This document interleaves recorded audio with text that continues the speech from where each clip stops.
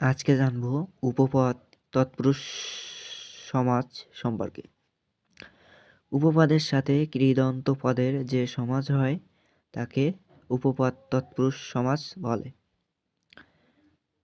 ঘর ছাড়া ব্যাসবাক্য হবে ঘর ছেড়েছে যে। সমাসের নাম উপপদ তৎপুরুষ। বসুন্ধরা বসু ধরে যে, উপপদ তৎপুরুষ।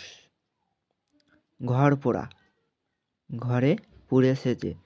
গলা কাটা গলা কেটেছে যে। পাড়া বেড়ানি পাড়া বেড়ায় যে। ছেলে ধরা ছেলে ধরে যে। হাড় ভাঙা হাড় ভেঙেছে যে। নভোচারী নভে চারণ করে যে। বুদ্ধিজীবী বুদ্ধিতে জীবিকা নির্বাহ করে যে। গণিতজ্ঞ গণিত জানেন যিনি। একান্নবর্তী একান্নে বর্তন করে যে। সব্যসাচী সভ্য দ্বারা শোষণ করেন যিনি। মনস মনে জন্মে যা।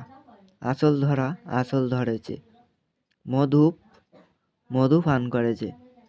মাছি মরা মাছি মারে যে। বর্ণচোরা বর্ণ চুরি করে যে। পা চাটা পা চাটে যে। ছা পোকা ছা পোষে যে। সব জানতা সব জানে যে। বাজিকর বাজি করে যে। জাদুকর জাদু করে যে। প্রভাকর প্রভা করে যে। জলত জল দেয় যে। গৃহস্থ গৃহে অবস্থান করে যে। জলচর জলে চরে যে। স্থলচর স্থলে চরে যে। কুম্ভকার কুম্ভ করে যে। পকেটমার পকেট মারে যে। ধামা ধরা ধামা ধরে যে। দিশাহারা দিশা হারিয়েছে যে। এই যেগুলো বললাম এগুলো সবগুলোই উপপদ তৎপুরুষ সমাস।